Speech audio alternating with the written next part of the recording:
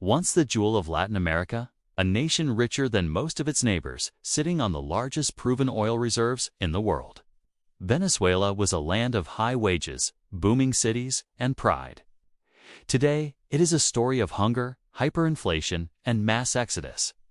Despite sitting on billions of barrels of oil, the country has collapsed. How did this happen? How does a nation go from wealth and abundance to desperation and ruin? Today, we'll take you on a journey through Venezuela's rise and its fall. In the early 20th century, Venezuela discovered oil, a resource that would transform its destiny. By the 1920s, it was one of the largest oil producers in the world, second only to the United States. And by the 1970s, Venezuela's oil wealth made it one of Latin America's richest nations. Citizens enjoyed rising wages, modern cities, and expanding education and healthcare. Governments invested oil revenue in social programs, and for a time, life seemed good for nearly everyone. But beneath this wealth lay a dangerous vulnerability. Venezuela had become a one-commodity economy. Nearly all its exports and government revenue depended on oil. Economists call this the resource curse, a wealth that can become a trap if it's mismanaged. When oil prices fell in the 1980s, Venezuela faced its first major economic shock. Black Friday, or Viernes Negro, in 1983 saw the bolivar devalue dramatically. Inflation rose, poverty increased. Instead of diversifying the economy or cutting spending, successive governments borrowed heavily, building a mountain of debt that would haunt the country for decades. The oil wealth masked these structural problems, but the cracks in the foundation were already starting to appear. In Ijojoba, Hugo Chavez was elected president, promising a new era, the Bolivarian Revolution. His plan was to redistribute wealth, end poverty, and reclaim national pride. At first, this seemed to work. Social programs funded by the booming oil prices of the 2000s improved literacy and healthcare for millions. But Chavez also nationalized key industries, interfered with the central bank, and politicized economic institutions.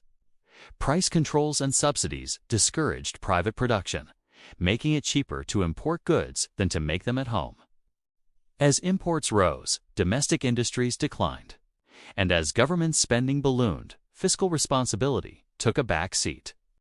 Essentially, the country's oil wealth was being used to buy popularity, not to build long-term economic stability. Then, in 2014, global oil prices collapsed. Venezuela, which relied on oil for around 60% of its government revenue, lost billions. Instead of adjusting spending to this new reality, the government began printing money to cover its expenses. This created a tsunami of hyperinflation. By 2018, the inflation rate exceeded 130,000%. Wages became worthless overnight. People's entire life savings evaporated. Food, medicine, and electricity became scarce. Venezuela, once a symbol of wealth, now struggled to feed its own citizens. And despite having the world's largest oil reserves, Venezuela's production cratered.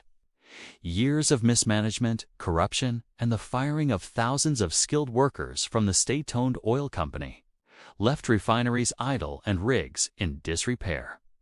International sanctions further limited the country's ability to export its oil. By the mid-2020s, oil production had fallen to just a fraction of its peak. Without that revenue, imports of basic goods collapsed, which only deepened the crisis. The human toll was staggering. Food, medicine, and basic services disappeared from daily life. Millions of people fled to neighboring countries like Colombia, Peru, and Brazil, seeking safety and a chance to survive. By the late 2010s, nearly 8 million Venezuelans had left their homeland, creating one of the largest migration crises in the hemisphere. Families were torn apart, cities emptied, and for many, hope faded. Today, Venezuela stands at a crossroads. Some sanctions have been eased, allowing oil production to slowly recover. International aid and negotiations offer a glimmer of hope, but rebuilding the nation will require a monumental effort.